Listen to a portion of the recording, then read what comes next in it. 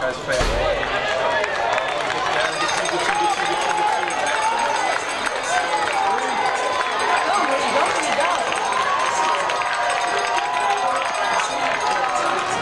Alexa Ramos here with Jackals shortstop Peter Mooney. Peter, thank you for being here with us today. Thanks for having me. All right, so we're going to get to know Peter Mooney, Jackals fans.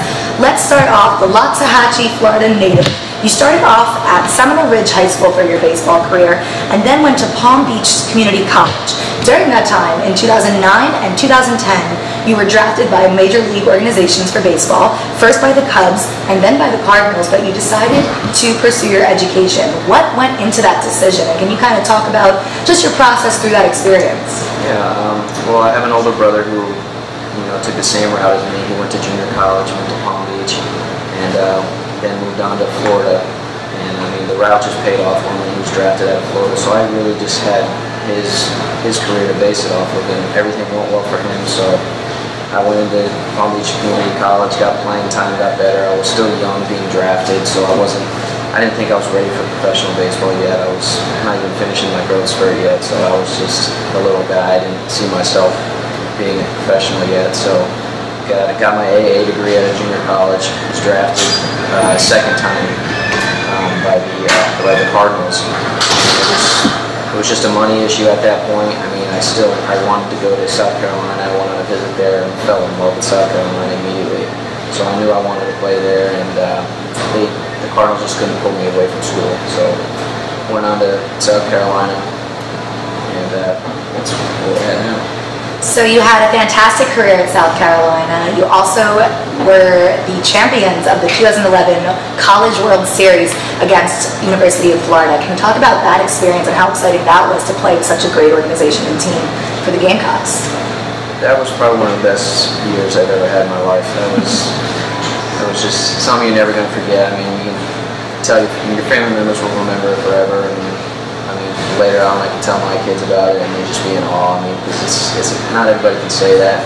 And it was just the cherry on top to beat my older brother's school at UF in the championship. And so after that season, of course, a great ending to a great season, you were drafted in 2011 by the Blue Jays and decided to accept the offer and continue with the draft. So how did that process and decision come about, making your way to Toronto? Well, not everybody knows the ins and outs about the draft and eligibility and the money in it. And I'm just going to do a quick rundown of it. Basically what an organization would do is just to pay you to take you out of school is basically what it is. I mean, when you're a senior in college, it's all right, you sign with us or you're done playing baseball, so they can give you whatever money you want.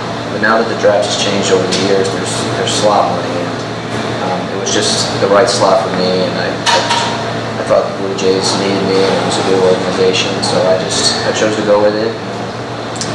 Let me hear. And so throughout your time with the Toronto organization, you were with a couple of teams, different levels. You started off, going through A, AA, things like that. So can you talk about your experience there? Any mentors that you might have met throughout the organization? Any, just great, memorable experiences you had with the Toronto organization? The Toronto organization is great. I mean, everybody there has been there, done that. So everybody who's ever talking to you throughout that organization knows what they're talking about, and it's easy to get along with anybody there. Everybody's sarcastic. It's easy to talk to, especially me. I'm sarcastic. So as long as I felt comfortable or feel comfortable, going up to that organization was fun. I mean, not many people will believe this, but the higher you get in an organization, the closer to the big leagues, baseball becomes easier. It's just more natural. You got young kids throwing flame balls at your head, and you have no idea what's going to happen. But the higher up you get, the more command pitchers have, and it's easier to have an approach. And if you love baseball, climbing up through that ladder is real fun. So you got to climb throughout that ladder, have that experience, and now this is your first year with the Can-Am League organization, your first year with the Jackals, and your first year playing in the state of New Jersey. So how was that transition? What's it like playing in New Jersey? What's it like with this team? Give us your overall Jersey experience so far as we enter the month of August. I'm having a blast. I mean, there's really nothing I can say that's bad about this, except for, I mean, I'm from Florida, so the heat is just different here. It's way hotter.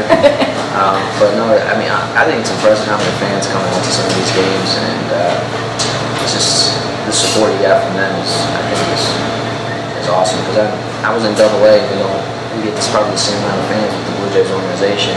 Low A is a whole different story. There's like 100 people that come out to the game. This is just, it's a different level, and I'm enjoying it so far. And so far, we can see that you've been enjoying it because you're the leadoff guy, which is a big responsibility in the lineup, of course, and will definitely have become a strong leader on this team, a guy that, even during our Jackals superlative video that we put up before, won most likely to become president. So that must say something about you and the way that your teammates view you. So it must be an awesome experience. What could you say about having guys like this on the team, playing with guys, of course, guys that have been in all different types of levels as well, just like you, and experiences maybe similar to you? What's it like been playing with these guys this summer? I mean, it's awesome. They all have the same goals as me, and I'd say the majority of this roster has played affiliated ball, so I mean, there's really nothing I could say to them that will help them in their career. It's just that whole most likely to be president thing. That's just because I tell it how it is. A lot of people like to beat around the bush, and I'm just straightforward. I mean, they feel something's weak in their game, I'll be the one to tell them. I'll just be straight up with them. Yeah, mostly everybody has the same goal. I'm just there to, guide, get on base for everyone at the leadoff spot, and shortstop is a good role playing, or lead role playing role, whatever. But, yeah. So, Jackal fans, stay tuned. When we come back, we're going to do Peter Mooney's Fast Facts.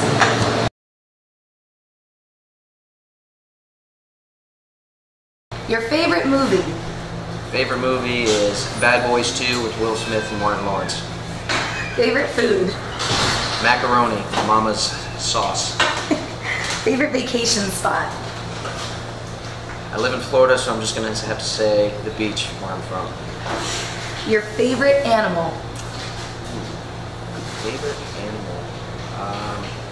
A dog, for specific reasons. I have a dog, Beagle. I like the Beagle. What's your favorite hobby to do besides playing baseball?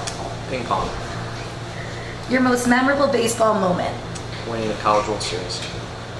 If you could go to dinner with 3 Major League Baseball players, past or present, who would they be and why? Derek Jeter, A-Rod, and Dustin Pedroia. Just because they're all middle infielders. They're scrappy like me, and they get paid lots of money to do what they love. The hardest pitcher you've ever faced?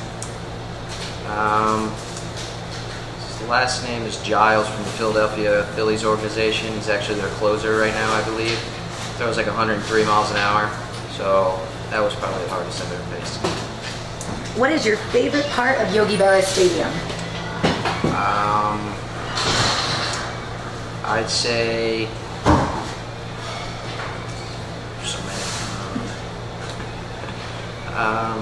I'd say the hill out in right field. I like to watch that, the kids fall on their faces in between innings. And what are you looking forward to most this Jackals season as we enter the month of August? I'm looking forward to playoffs and winning the championship. Great. Thanks, Pete.